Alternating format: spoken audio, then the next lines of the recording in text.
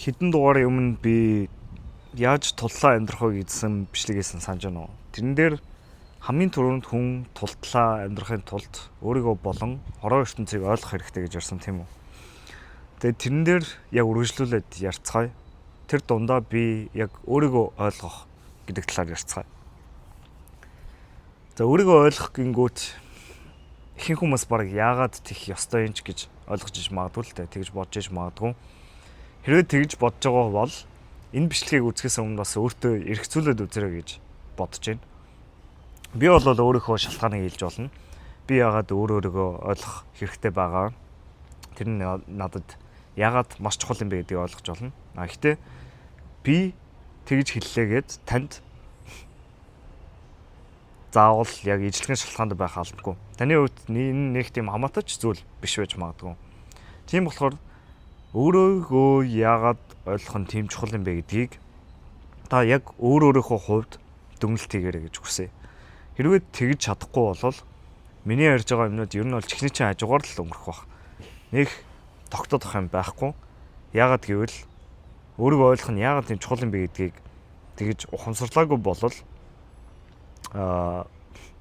миний ярьсан ярианууд бол ер нь айгүй чихний чинь хажуугаар гарах баг.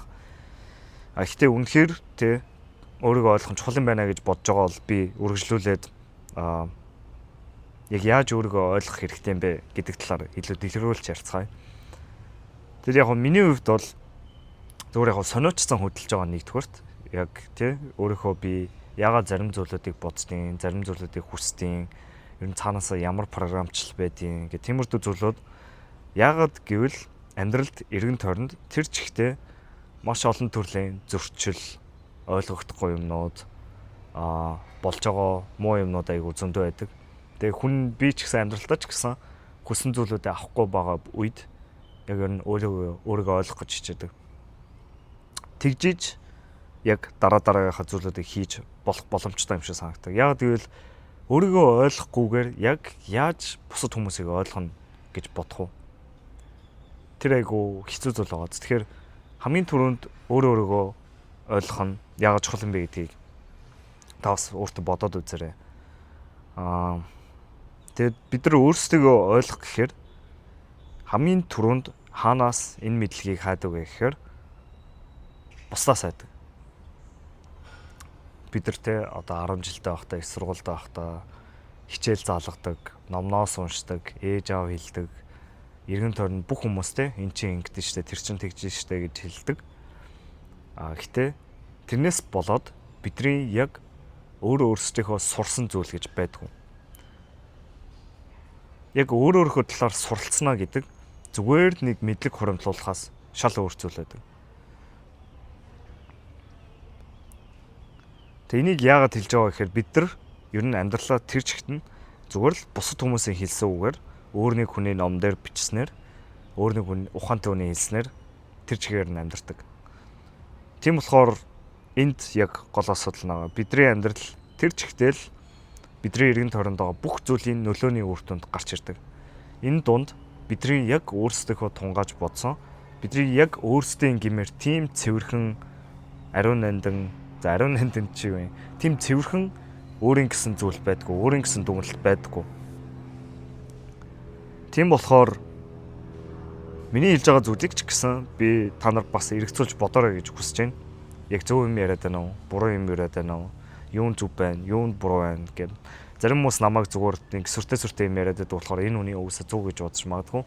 Энэ дээр миний гол хэлэх гээд байгаа зүйл гарч ирж байгаа. Ерөөсөө өөр хинээч хэлсэн үгийг яг үнэн гэж хязгаарч битгий хүлээж аваа.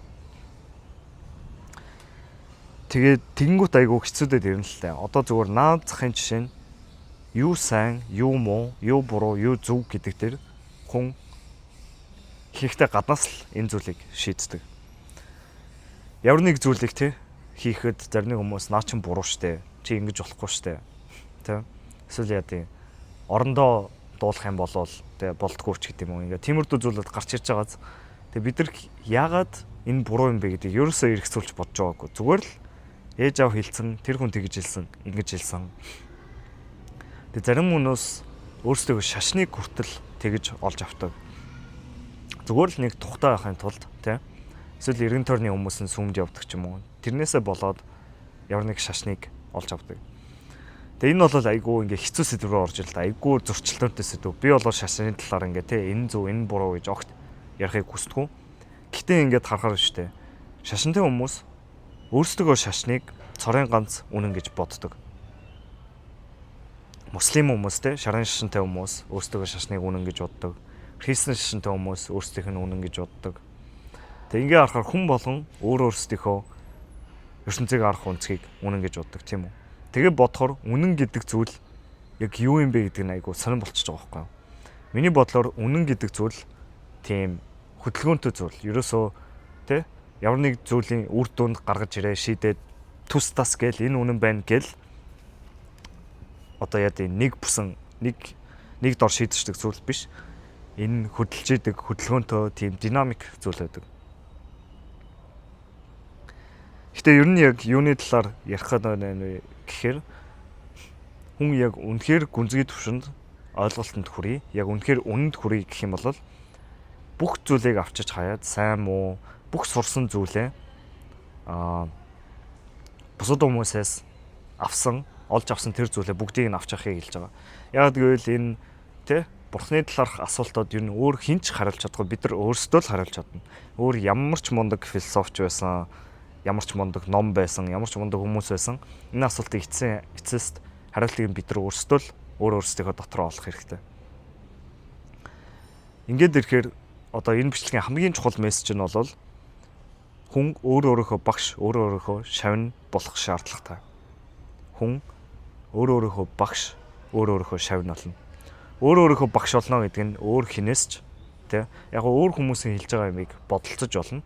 Гэхдээ эцэст өөртөө заах юм аа өөртөө л гаргаж ирнэ.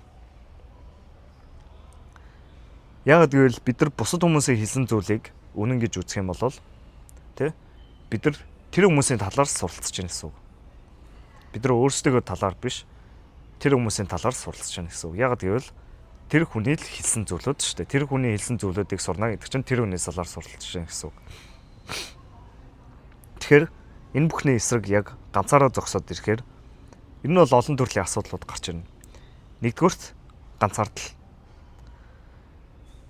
Одоо Ницшегийн метаморфозыг сонсч ирсэн байж магадгүй. Тэмээ байжгаад арслан болоод хүүхэд болдог гэдэг.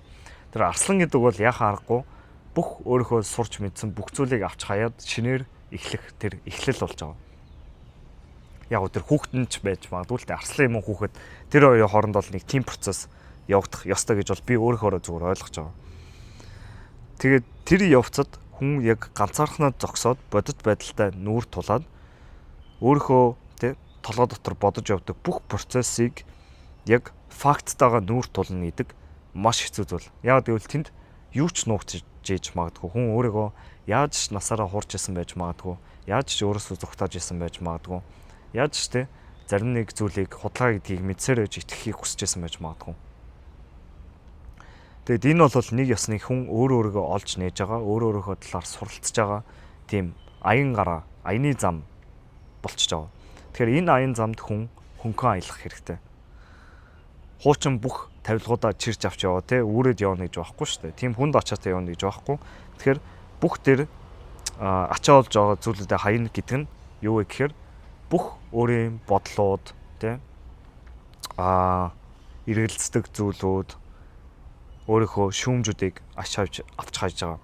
Тэгээ нэг ёсны бас табела раса гэж хэлдэг лээ. Тэр нь хүн яг цэвэрхэн те яг шив шин бичгийн цаасан дээр эхэлж байгаа юм шиг тэрийг хэлж байгаа. Яг жоох хөвгт төрхтэй яг тийм байдаг шүү дээ. Яг хороод л гэдэг юу ч мэдэхгүй төрдөг шиг яг тийм байдаг.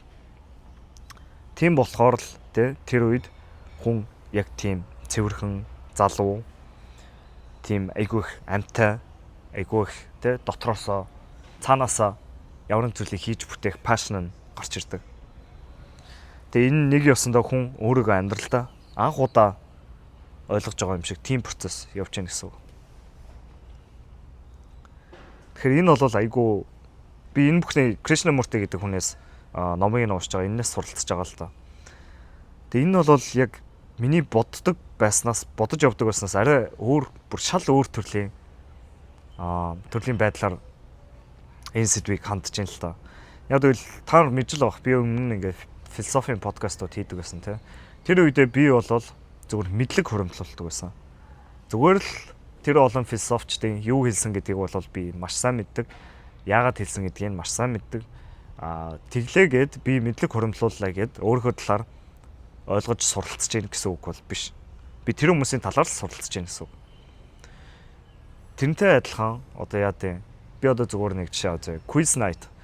Quiz night бол би бол оролцох дуртай. Айгуу гоё зүйл те сонирхолтой. Гэхдээ хүн зүгээр тийм фактууд цээжлээ гэд өөрийнхөө талаар суралцж гин гэсэн үг ерөөсөө биш. Зарим нэг хүн маш их ном уншдаг л та. Goodreads-ээс яа тийм хэдэн мянган ном уншсан те. Нэг тийм яг тийм geeky гэдэг шүү дээ. Яг номны ухаантай хүмүүс байдаг. Тэр бол гэхдээ яг үнэхээр ямар нэг зүйлийг гүнзгий ойлгож гэнэ үү? Ямар нэг гүнзгий зүйлд суралцсан байна уу гэхээр бас биш. Зүгээр мэдлэг бол байдаг. Ямар нэг фактуудыг бол дурддаг. Гэхдээ тэр бол өөрөөгөө гүнзгий ойлгоно гэдгээс шал өөр зүйл. Тэгээ ер нь мэдлэг хуримтлуулна гэдэг чинь ер нь дэлгүүр өсөж л гэсэн үг. Тэ? Гайгүй гоё харагч байгаа те сонирхолтой санагдсан, аятайхан санагдсан, өөртөө тийм тухтан мэдрэмж төрүүлдэг мэдлгүүдийг цуглуулнаа л цуглуулж гинэ л гэсэн үг. Тэгэхээр энэний эсрэг бид нар яг юу хийх ёстой вэ гэхээр бид нар ямар нэг зүйлийг хүчлэхгүйгээр зүгээр л ажиллах хэрэгтэй. Ямар нэг үгэнд ямар нэг те логикийн түвшинд ямар нэг тийм ойлголтод оруулахгүйгээр ойлголтод оруулахгүйгээр бүх хорон ертөнцийн бүх тийм төвөгтэй зүйлийг одоо өөрийнхөө дотороо тэр төвөгтэй зүйлийг яг байгаагаар нь харах хэрэгтэй болчихж байгаа. Яг гэвэл зарим нэг зүйлийг ойлголтууд бүрэн илэрхийлж чаддгүй. Зарим нэг мэдрэмжийг хүртэл бүрэн илэрхийлж чаддгүй шүү дээ. Зарим нэг зүйл угаасаа ойлголтноос цаадах зүйлүүд байдаг. Хэрвээ тийм гүнзгий төвшөнд өөрийгөө ойлгоё гэж бодж ивэл ойлголтуудаар тэгээ янз бүрийн номнуудаар хүмүүсийн хэлсэн үгнүүдээр өөрийгөө ойлгох гэж хичээхээс илүү өөрийгөө яг байгаагаар нь ажиллахыг хэлж байгаа. Тэрний юу гэсэн үг вэ гэхээр өөрийгөө ажиглаад яг тэ миний дотор юу болж байна, ямар зүйлүүд болоод байна, ямар бүтцтэй байна, ямар хөдөлгөөн гарч байна гэдгийг ажиглахаас эхэлж байгаа. Яг би дараагийн дугаар дээр илүү яг энэ зүйлүүдийг яаж ашиглаад тэ өөрийнхөө хүсэлтэй яг өөрийнхөө програмчлалыг яаж болох юм бэ гэх тэр талаар ярилцсан. Гэхдээ зүгээр нэг жишээ гаргахад бол хүн өөрийгөө юу хүсэж байна тэ юу өөрийнх нь уурыг хүргэж байна юу чиний дургуутслыг хүргэж байна яагаад сэтгэл хангалуун биш вэ гэдгийг бид нар ном уншиж ойлгох бол утгагүй зүйл. Бид нар энийг яг үнэхээр тухгүй байгаа ч гэсэн өөрөөсөө л нүүр тулаал харах шаардлагатай болчихж байгаа юм. Тэгж харахтаа бид нар өөрөөсөө янз бүрийн байдлаар засахгүйгээр шүүмжлэхгүйгээр ийш тийш нь савлзуулахгүйгээр тэ аль нэг талыг барихгүйгээр ерөөсөө л яг 50 боддоор фактстайгаа тулна гэсэн үг. Тэгэхээр ер нь ингээд энэ бичлэгийг дуусгая. Тэгээд нэг зүйлд нэмж хэлгээ те Кришнамурти яг ингэж хэлсэн байдаг л та. Бидний хамгийн ер нь бол том асуудал нь бид нар ямар нэг зүйлийг зүгээр л харж чаддгүй. Ер нь бол нэг ясны харахад суралцах нэг авьяас байгаа байхгүй юу? Үнэхээр өөрийгөө ойлгох гэх юм бол тэгээд яагаад вэ гэхээр бидний оюун санаа бол айгүй төвөгтэй зүйл байдаг. Тийм болохоор бид нар ямар нэг зүйлийг зүгээр л энгийнээр харах тийм зан чанар бидэрт алдагдсан байдаг. Бид нар ямар нэг зүйлийг заавал өвгөнд оруулаад төвөгтэй болгоод тэ ямар нэг зүйлийг сүртэй ойлголт гаргаж ирэх гээд байдаг. Тэрнээсээ болж бид нар тийм энгийн байдал тэ энгийн чанарыг алдсан байдаг гэж хэлсэн байдаг. За тэгээд энэ бичлэг таалагдсан гэж найдаж байна. Хэдүүлээ өөрсдөө болж болох ёстой. Тийм болох гэж хичээцгээе. Баярлалаа.